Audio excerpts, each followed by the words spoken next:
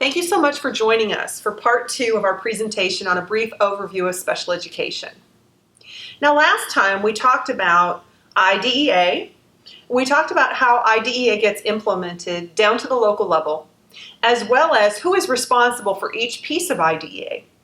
Then we went into some detail on what steps are included, and we talked about child find and referrals, evaluations, and eligibility. So today we're going to take up from that point, and we're going to talk about IEP team meetings. We're going to talk about who is involved in the IEP team. We're also going to talk about where you can go to get additional information beyond what's in these presentations. So let's jump right in on what is an IEP. Well, an IEP is an abbreviation for an individualized education program. This is a very unique plan that's created specifically for your child to meet their academic and functional needs.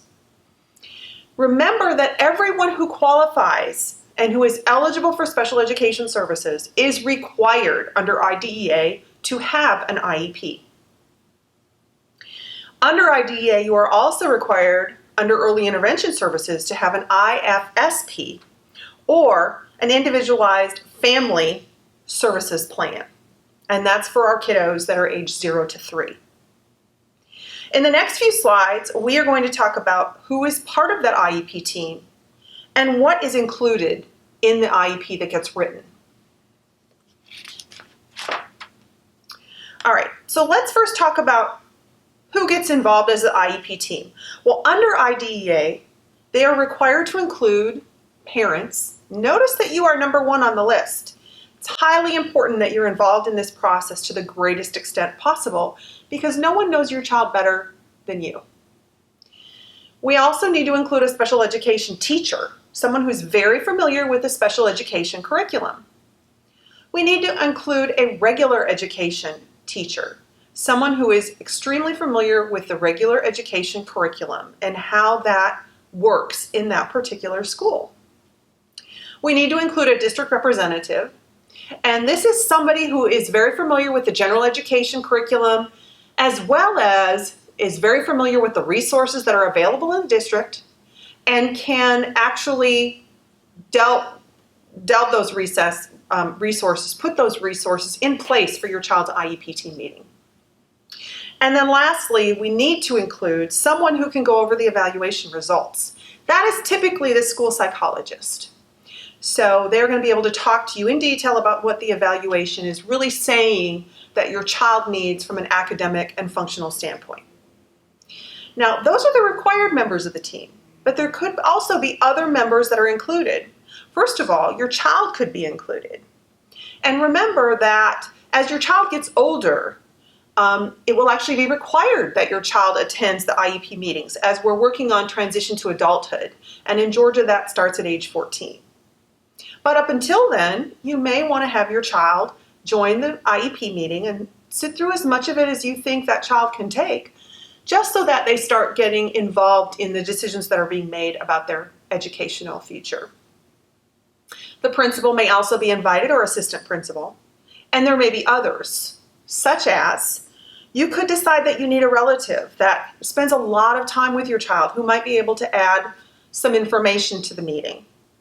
You might decide that it would be appropriate for your child's Sunday school teacher to be there, or perhaps a Boy Scout or Girl Scout troop leader, or maybe even a camp counselor that has worked in detail with your child and might be able to add some insight into how your child learns and what has worked best with him or her in the past.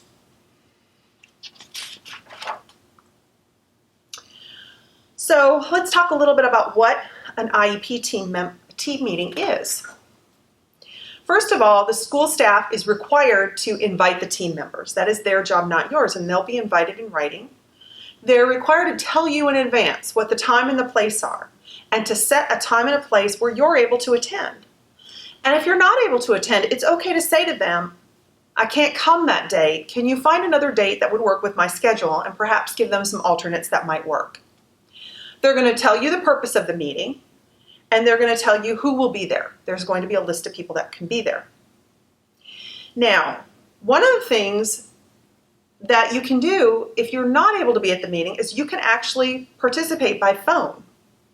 Now, it's highly recommended that you participate in person if you're at all able to, because you're just able to make better connections with people in person than you are over the phone. And please remember that this is a team that you're probably going to be working with for a very long time. So you want to develop a good relationship early on. All right, so let's go into what is an IEP. Some of the things that are going to be discussed in the meeting. We're going to look at your child's strengths and abilities. We're going to look at your concerns for your child. So there is a section in the IEP that specifically talks about parental concerns. And this is the place for you to tell them, here's what I am concerned with for my child. Here is what I would like to see happen through the IEP process, and any other information that you feel might be pertinent that the team should know as they're looking to develop goals and objectives for your child for the upcoming school year. Another thing that will be included is the evaluation results and also what your child needs in order to learn. So we're not just going to look at your child's strengths, but we're also going to look at the academic and functional needs that your child has. We're going to look at different school services that are going to be provided, and we're going to look at any special factors that need to be considered when we're putting the IEP together for your child. Now, some of those factors might include looking at behavior. There could be some behavioral issues that are hindering your child from learning. We're going to look at if there's a limited English proficiency. Obviously, that could cause problems in your child's ability to learn. We're going to look if there's any kind of a blindness or visual impairment with your child that could be hindering learning, as well as any kind of communication needs or deafness that might be hindering your child. And then we're finally going to look at assistive technology. And is there any kind of assistive technology out there that could be beneficial in helping your child learn in a better way? So we're really going to look at two big things. We're going to look at their academic needs, but in addition, their functional needs. And what are functional needs? Functional needs can include things like their ability to dress and feed themselves. That can become an issue in the educational environment, for instance, during lunchtime in the cafeteria, or when there is a time to use the bathroom or restroom. Those types of things need to be considered when we're writing the IEP for your child. Okay, so there's also something else that's included in the IEP that are called related services. And what are they really? What are related services? Well, they are developmental, corrective, and other supportive services that are going to help your child be successful in their learning environment. And some of the things that they can include are speech and language services, audiology services, interpreting services, physical or occupational therapy services. It can include recreation services, counseling services if they're needed, and one of the big ones is transportation, and that's usually something that is heavily considered in any IEP, whether or not your child needs to receive special transportation in order to get to and from the school environment. And remember that this IEP is developed with two big things in mind. The first thing is it's developed to meet your child's unique needs and your child's unique abilities. And that's why we call it individualized, because no two plans should really look alike. The second thing that it's going to do is it's going to help your child advance appropriately toward meeting their annual goals. All right, so the next thing we're going to look at is placement. Now, back in the first section of this, we talked about how special education is not a place. They're actually services that are provided to your children, and they can be provided in many places. It's not a classroom, it's not a hallway. They can be provided in lots of different environments that will help meet your child's educational needs. So first, the team is going to look at the IEP goals and services that are based on the child's needs. Then they're going to look at where can those goals and needs be best met. And we're going to look at the least restrictive environment that your child can be put in order for them to be successful. All right, so let's talk a little bit about the least restrictive environment. And what is that really? Well, it means that services must be provided in the general education setting as much as possible. So let's talk about how IDEA defines the least restrictive environment. We're going to read directly from IDEA. They define it as, to the maximum extent appropriate, children with disabilities are educated with children who are not disabled. So hopefully this means that your child is being educated in their home school, in the area that your neighborhood is in, and with children that are the same age as your child. That's always the goal. Now, the first thing they're going to look at is, can your child be successful in the general education environment when we provide the support and services that they need in that general education environment? If that isn't the case, then they will look at other placements that can be considered. But the goal is still that we provide as much interaction as possible with that child's typical peers. And that can happen during lunch or PE or many other areas during the day. So let's talk about the continuum that the IEP team is going to look at. First of all, the general education environment. What are some supports that can be provided in the general education environment? Well, we talked a lot about different support services on a couple of slides ago. They can provide personnel like paraprofessionals or interpreters if that's going to help your child be successful. We can also look at direct special education services being provided in the general education classroom. Consultative services. We can look at collaborative services and co-teaching services.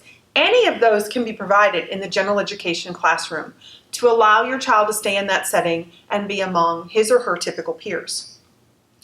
Now, consultative services, so that you understand that, means that one class period per month that professional is going to work with your child, and the rest of the time they're going to be consulting with the teacher to give them ideas and ways that they can interact with your child that will be more successful. From a collaborative or co-teaching standpoint, that means that they're actually in the general ed environment for either the whole class period or a portion of that class period, working in conjunction with the general ed teacher to help provide the services that your child needs. And that can be highly successful as well. So if we've considered all those options and it's just not possible for your child to be in the general education environment, then what are some other options where these services can be provided? They can be provided in special education pull-out classes, where they go to a different room in order to receive the services. They can be provided in special schools. There are situations where we have academies for blind students and for deaf students, where they can be highly successful, and those are considered special schools in the state of Georgia. We can look at home instruction if that's more important for your child to be at home to receive that.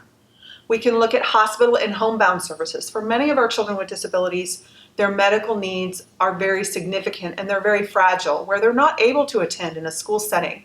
So school resources can be supplied in the hospital as well as in a homebound situation. We can also look at residential services, where a child is served in a residential facility. Now, when it comes to preschool services, we can look at different placements with that as well. We can look at a general education childhood program, and that can be public or private. It can be some of our programs like Head Start, our Georgia Pre-K. It can also be in private preschools. We also can look at a separate special education program in a school or provided in a community situation. And finally, we can provide those services in a home situation where the child is in their natural environment, and that is a natural learning environment for them. So that's a little bit about least restrictive environment. Now, one of the big things to remember is, let's flip back and remember in the first presentation what the goal really was behind IDEA. The goal is to help children prepare to lead a productive and independent adult life to the maximum extent possible. So we want them to be able to go on to further education, to go on to employment, and to go on to an independent living. So it's important to step back. A lot of times we get very involved in what are the goals and what are the objectives that we're writing for that child to help them today. But it's also very important to take a step back and look at the big picture. Has this IEP that you've written really taken a step toward helping your child reach those goals of being independent for life? And if it hasn't, then maybe it's time to reevaluate some of the pieces that are in the IEP. Now, what happens if we get through this entire process and you really just don't agree with some of the decisions that have been made by the team, or perhaps you've even felt a little bit overwhelmed and outnumbered and a little bit alone? So let's talk about what happens when we just disagree at this stage. Maybe we disagree on placement, or we disagree on some of the services that are being provided to meet your child's needs. The first thing to remember is at every IEP meeting and at many other times during the course of your child's educational school years, you are going to be given a copy of your parental rights. So it's really important to get familiar with your parental rights and to take a look at what some of your protections are under IDEA, because you do have many. So usually if there's going to be a disagreement, it is going to be about placement and services. And typically the ones that are the most difficult to resolve are ones about placement, that we just don't agree with where the team thinks the least restrictive environment is for your child. And those are usually the most difficult to resolve. From a personal standpoint, I have experience in this area.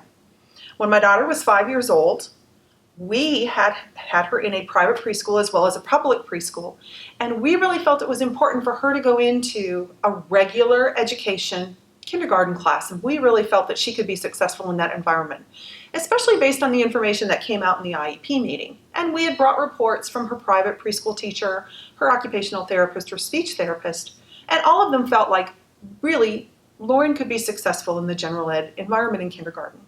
But the team didn't agree with this.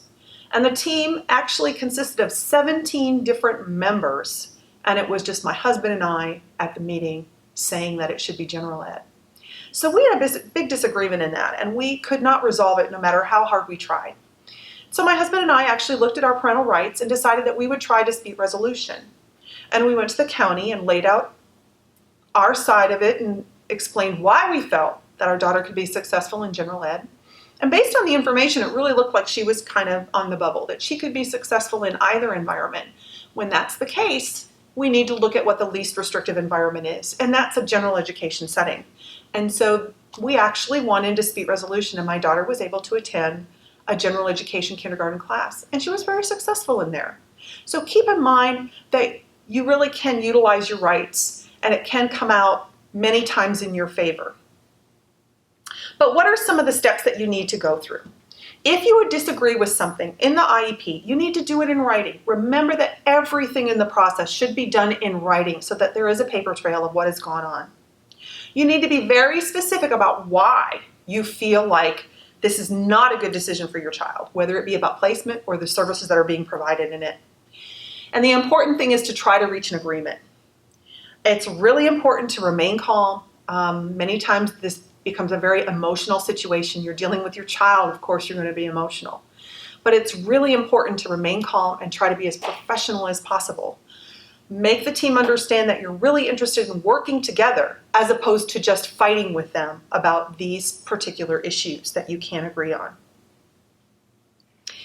Try when you're putting your letter together to step away for a couple of days. Let it sit. Let someone read it that's not involved, maybe a friend or a relative. And let them tell you if you need to remove some emotion out of it so that it comes across very calm and professional. This is how you're going to be the most successful with your team. And the important thing to remember is that you are going to be dealing with this team for a very long time. It's a very long relationship. So it's important that we try to resolve it in a professional and calm manner. So typically they will call a meeting to try to come to an agreement between you with the reasons that you've given and try between the team to come up with a resolution that works for everybody. Make sure that you're prepared when that meeting happens. Make sure that you have in mind some kind of a proposed solution of what you think might work better for your child and have the reasons behind that spelled out pretty clearly. Make sure you bring data and reports that support your reasoning for why you think it should be different than what the team has decided. You might even ask other people to attend with you or perhaps to write reports, like what my husband and I did when we had our speech therapist and our occupational therapist both write reports. Our pediatrician wrote a report, our private preschool teacher wrote a report, and a couple of them even attended the meeting with me. So it's a really good idea to have some people there that are going to support you and that are also going to give you backup on why the team should reconsider their decision. And we really need to focus on solutions for the future. Now, what if we've done all that and it still doesn't work? Then it's really important to remember to use your rights. Take a look at the rights and take a look at the different steps that you can go through to try to resolve this situation, because you are your child's best advocate. And it's important that you do what you feel is right for your child. All right, so what have we learned through these two presentations that we've given? We took a look at what special education is, and we defined it based on IDEA and what IDEA says it is. We looked at the basic components of the Individuals with Disabilities Education Act, or IDEA. We looked at the different pieces of that and who owns those different pieces in the state of Georgia. And we looked at how the process works in the state of Georgia. We looked at child find, at referrals, at evaluations and eligibility. And we have also looked at IEP teams, meetings, what it involves, what is included, and how do we resolve disputes when we come to that. And we've also talked a little bit about where to go for more information. But what if you get through these two presentations and you still feel like you need more information? Where is it that you can go? Well, you can certainly rewatch these videos and see if it answers some of your questions. But you can also contact Parent to Parent of Georgia. And if you haven't heard of Parent to Parent, it's a statewide organization. We have offices across the state of Georgia. We have a toll-free number, 1-800-229-2038, where you can reach us. And remember that anytime you call, you are going to reach a parent of a child with a disability. We do have people who speak Spanish, and we can arrange for translation into a number of other languages if that's something that you need in order to get your problem resolved. We can also deal with all disabilities and all different healthcare needs. I think two of the things that make us really unique is that we cross all disabilities. There's lots of great support organizations out there for things like Down syndrome and autism and cerebral palsy and whatnot. Great organizations out there. One of the things that makes Parent to Parent unique is that we cross all disabilities and all healthcare needs. Another thing that makes us unique is a lot of times you have organizations that only deal with children, and so they'll deal with a child until they're age 18. Our organization goes beyond that, and we actually deal with the ages of 0 to 26. So there can be slight transition into adulthood when there's still kind of a back and forth with your child on what their needs are. What are some of the things that Parent to Parent can provide for you? Well, I just want to highlight a few that I think could be very useful for you. The first thing that we have is a special needs database. We have over 5,000 resources in over 140 categories for you. So let's just take an example. Perhaps you're looking for a daycare who could help your child with special needs in a specific area across Atlanta or the state of Georgia. You can actually put that search information into our database, and it will give you a list of information of those resources that would be appropriate for you. We can also provide that through our 1-800 number. If you would prefer that we do the search for you, you can give us your information. We'll do the search for you, and we will provide you with those different resources that can help you with your situation. We also on our website have a very user-friendly system. It's called Roadmap to Services, and when you click on it, you're going to come to this very easy to navigate picture that includes things like a hospital if you need medical needs, a courthouse if you need legal types of information, and a school building if you need school type information, so that it makes it very, very easy to navigate, because it can be very overwhelming, all of the different things that a parent needs to know and needs to understand when it comes to a child with a disability.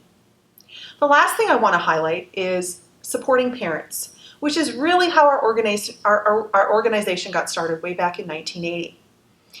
And what that can do for you is you can call our 1-800 number and say, I really need some emotional support in this journey that I have with my child.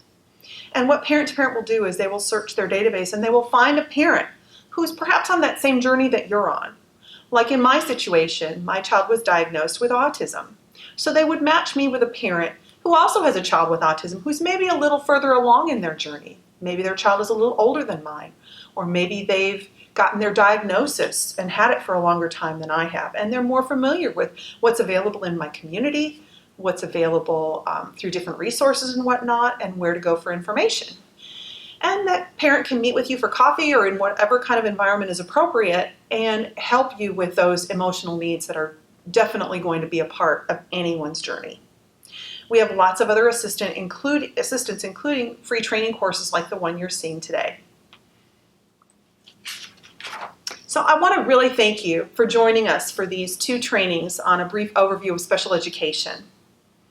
And I invite you to listen to some of our other presentations as well as these again if you need assistance, or please call Parent to Parent of Georgia. Thank you for joining us.